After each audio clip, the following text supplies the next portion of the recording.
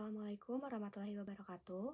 Kami dari kelompok 5 akan mempresentasikan hasil analisis tentang rasio-rasio keuangan PT Cisarua Mountain Dairy tahun 2022 dan tahun 2023. Selamat menyaksikan. Kelompok kami ini terdiri dari 7 orang, ini dia anggota-anggota kelompoknya. Di sini ada profil singkat dari PT Cisarua Mountain Dairy. Jadi cima di grup ini adalah suatu perusahaan produsen produk makanan dan minuman kemasan yang berbasis protein di Indonesia. Mereka ini memproduksi daging olahan, produk susu, telur dengan berbagai merek seperti Cimory, Kenzler, dan juga Besto. Caranya ada rasio likuiditas, di mana rasio likuiditas ini tuh memiliki kemampuan dalam mengukur kesanggupan suatu perusahaan untuk melunasi kewajiban jangka pendeknya secara tepat waktu. Selanjutnya ada rasio keuangan pada tahun 2022 dari rasio likuiditas. Yang pertama ada current ratio, di mana aktiva lancar dibagi dengan utang lancar sehingga menghasilkan hasil akhir 4,39. Jadi setiap Rp1 utang lancar dijamin oleh Rp4,39 aktiva lancar. Selanjutnya ada quick ratio, di mana aktiva lancar dikurangi dengan persediaan dibagi dengan utang lancar, sehingga menghasilkan hasil akhir Rp3,40. Jadi tanpa persediaan, perusahaan ini masih memiliki jaminan Rp3,40 per Rp1 utang. Selanjutnya ada cash ratio, di mana kas ditambah efek dibagi dengan utang lancar, sehingga menghasilkan hasil akhir 2,41 kali, di mana kas mencukupi untuk melunasi 2,41 kali utang lancar. Selanjutnya ada analisis rasio keuangan likuiditas pada tahun 2023. Yang pertama ada current ratio, di mana menghasilkan hasil akhir 4,279295612 atau 4,28%, di mana setiap Rp1 utang lancar itu dijamin oleh Rp4,279295612 aktiva lancar. Selanjutnya ada quick ratio, di mana menghasilkan hasil akhir 3,4520600012 atau 3,45%, di mana setiap Rp1 utang lancar itu dijamin oleh 3,4520600012 aktiva yang benar-benar lancar. Selanjutnya ada cash ratio, di mana menghasilkan hasil akhir 2,0716040058 atau 2,07%, di mana setiap Rp1 utang lancar itu dijamin oleh Rp2,07160458 kas dan efek. Rasio solvabilitas, di mana rasio solvabilitas ini tuh mengacu pada kemampuan perusahaan untuk memenuhi kewajibannya yang berhubungan dengan utang jangka panjang. Analisis rasio solvabilitas pada tahun 2022 diantaranya ada total DEBT, total aset rasio, di mana total utang dibagi dengan total aset itu menghasilkan hasil akhir 15,5%, yang dimana hanya 15,5% aset dibiayai utang. Selanjutnya ada total DEBT to equity ratio, di mana total utang dibagi dengan total ekuitas sehingga menghasilkan hasil akhir 18,35%, di mana utang hanya 18,35% dari ekuitas. Selanjutnya ada analisis rasio keuangan solvabilitas pada tahun 2023. Yang pertama ada total DEBT to total aset ratio, di mana menghasilkan 0,1569 atau 16,69%. Dengan demikian bahwa 16,69% dari total aset itu dibiayai oleh hutang. Selanjutnya ada total DEBT to total equity ratio, dengan menghasilkan total akhir 0,1861 atau 18,61%. Dengan demikian bahwa jumlah hutang perusahaan itu hanya 18,61% dari total ekuitas. Time interest earning ratio, keuntungan perusahaan hanya bisa menutupi beban bunga sebanyak 13 kali. Long time debit to equity, modal perusahaan dibelanjai oleh hutang jangka panjang sebesar 75%. Rasio aktivitas, total asset turnover, modal perusahaan dibelanjai oleh hutang jangka panjang sebesar 1,02 kali. receivable turnover. Dengan demikian, pengumpulan piutang selama setahun berputar sebanyak 14 kali. Avenger receivable collection period. Dengan demikian, rata-rata piutang tertagih sebanyak 25 hari. Rasio aktivitas.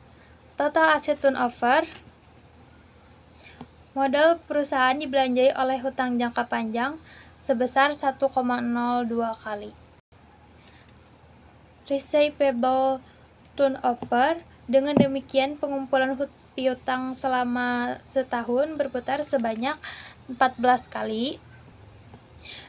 Avenger receivable collection period. Dengan demikian, rata-rata piutang tertagih sebanyak 25 hari. Berikutnya ada inventory turnover di tahun 2022 yaitu sebesar 4,1541 atau 4 kali, sementara di tahun 2023 yaitu 5,083, 386, 5867 atau 5 kali. Peningkatan inventory turnover dari 4 kali ke 5 kali menandakan perbaikan dalam efisiensi operasional. Berikutnya ada average days inventory di tahun 2022 yaitu sebesar 87 hari, sementara di tahun 2023 ada 71 hari. Penurunan average days inventory dari 87 hari ke 71 hari menunjukkan efisiensi yang lebih baik dalam pengelolaan persediaan, kemungkinan karena strategi stok yang lebih optimal atau peningkatan penjualan. Lalu berikutnya ada working capital turnover di tahun 2022 yaitu sebesar 2,0513 atau 2,05 kali, sementara di tahun 2023 yaitu sebesar 2,2346 atau 2,23 kali. Peningkatan working capital turnover dari 2,05 ke 2,23 kali menandakan perbaikan dalam pengelolaan aset lancar dan kewajiban lancar, yang bisa berarti peningkatan likuiditas dan efisiensi operasional. Lalu berikutnya ada fixed capital turnover di tahun 2022 yaitu sebesar 5,03 kali, dan di tahun 2023 yaitu sebesar 4,72 kali.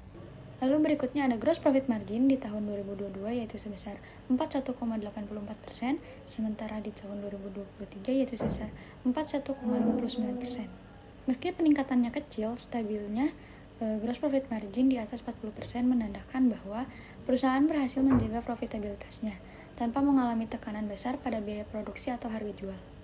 Operating profit margin mengalami sedikit penurunan dari tahun sebelumnya, yaitu 19,68%. Ini menunjukkan bahwa biaya operasional meningkat atau adanya tekanan pada harga jual produk, yang menyebabkan laba operasional sedikit berkurang. Yang kedua ada net profit margin, menurun dari 16,63% yang berarti efisiensi perusahaan dalam menghasilkan laba bersih sedikit berkurang.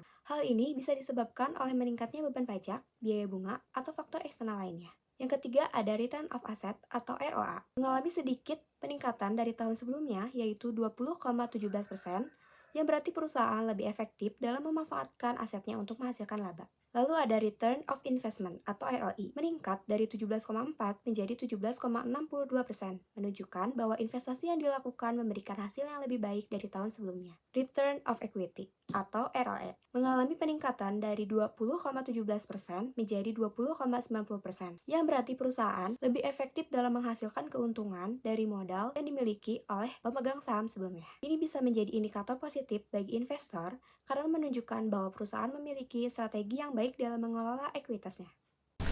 PT Cimory menunjukkan pertumbuhan positif terhadap total aset meningkat sebesar 113,23% yang didorong oleh investasi pada surat berharga dan aset tetap. Kemudian mengalami penurunan kas yang mengindikasikan alokasi dana terhadap investasi dan operasional. Selanjutnya, liabilitas jangka pendek naik menjadi 115,82%, terutama dari utang usaha pada pihak ketiga sebesar 136,88%, yang berarti mencerminkan peningkatan aktivitas bisnis. Sementara itu, liabilitas jangka panjang menurun menjadi 91,34%, yang menunjukkan pengurangan beban utang jangka panjang. Yang terakhir, pada akun ekuitas tetap kuat sebesar 112,99%, yang didorong oleh saldo laba yang meningkat. Maka secara keseluruhan PT Cimory mengalami ekspansi bisnis yang sehat dengan pengelolaan keuangan yang stabil meskipun perlu perhatian terhadap likuiditas dan utang usaha. Liabilitas jangka pendek dan liabilitas jangka panjang. Di sini ada liabilitas jangka pendek. Total liabilitas jangka pendek di mana yaitu pada tahun 2023 15,05% dari total aset, mengalami peningkatan dibanding tahun sebelumnya 14,72%. Ditambah di sini ada utang pihak ketiga. Utang pihak ketiga ini meningkat menjadi 7,58% dari 6,27%, yang dimana bisa menandakan peningkatan transaksi kredit dengan pemasok. Kemudian di sini ada liabilitas imbalan kerja jangka pendek yang mengalami kenaikan signifikan sebesar 233,48%, yang bisa menunjukkan peningkatan tunjangan kepada karyawan. Kemudian lanjut ke liabilitas jangka panjang. Total dari liabilitas jangka panjang sendiri ini dari 0,64%, mengalami penurunan dibanding tahun sebelumnya sebesar 0,79%. Lanjut kepada utang pembiayaan konsumen. Jangka panjang mengalami penurunan, menandakan perusahaan mulai mengurangi ketergantungan terhadap utang jangka panjang. Kesimpulan yang bisa diambil dari liabilitas ini adalah perusahaan lebih banyak memiliki kewajiban jangka pendek dibanding jangka panjang, yang berarti mereka lebih mengadakan pembiayaan operasional jangka pendek. Kemudian ekuitas. Total dari ekuitas sendiri itu sebesar 80,31% dari total aset, yang dimana menunjukkan bahwa sebagian besar pendanaan perusahaan berasal dari ekuitas atau modal. Di sini kita lihat ada modal saham. Modal saham tersebut memiliki persentase sebesar 1,13% dari total ekuitas. Dan ada tambahan modal di sektor sebesar 52,90% dari total ekuitas. Di sini ada saldo laba. Saldo laba ini mempunyai sebesar 30,06%, mengalami penaikan atau mengalami peningkatan yang signifikan. Ditambah ada kepentingan kepentingan non pengendali. Kepentingan non pengendali ini mengalami kenaikan cukup besar ya, dari 135,87%, yang bisa mengindikasikan adanya investasi baru dari pemegang saham minoritas. Kesimpulan dari ekuitas tersendiri ini, struktur keuangan perusahaan sangat sehat dengan mayoritas pendanaan berasal dari modal atau bukan utang gitu kan. Jadi bisa disimpulkan di akhir, yang dimana ada dua faktor gini yang bisa saya sampaikan kepada perusahaan PT Cisarua Mountain Dairy. Yang pertama itu perusahaan ini harus meningkatkan liabilitas jangka pendek. Perlu diperhatikan agar tidak membebani arus kas. Yang kedua, perusahaan perlu mengelola investasi dan piutang dengan baik agar tetap memiliki kas yang cukup untuk operasional. Sekian, terima kasih. Assalamualaikum warahmatullahi wabarakatuh. Terlihat bahwa penjualan neto meningkat di 2023 122% indeks angka, tetapi beban pokok penjualan juga naik dengan angka indeks yang sama 122%, sehingga laba bruto hanya mengalami kenaikan kecil 121%. Selanjutnya, beban penjualan dan pemasaran meningkat 127% indeks angka yang dapat menekan profitabilitas. Selanjutnya, pendapatan keuangan meningkat signifikan 166% indeks angka, membantu mendukung laba usaha. Selanjutnya, laba usaha sedikit menurun dibandingkan 2022 114 indeks angka. Selanjutnya, laba tahun berjalan mengalami penurunan tipis dari 17 ke 16, 117% indeks angka. Hal ini mengindikasikan bahwa meskipun perusahaan mengalami pertumbuhan dalam penjualan, kenaikan biaya operasional dan beban pemasaran mengurangi peningkatan laba. Berikut adalah kesimpulannya. Yang pertama adalah likuiditas sedikit melemah sehingga perusahaan perlu memastikan arus kas tetap sehat untuk memenuhi kewajiban jangka pendek. Yang kedua, struktur modal lebih bergantung pada utang meskipun utang jangka panjang sudah mulai berkurang. Yang ketiga, efisiensi operasional meningkat terutama dalam manajemen persediaan dan perputaran aset.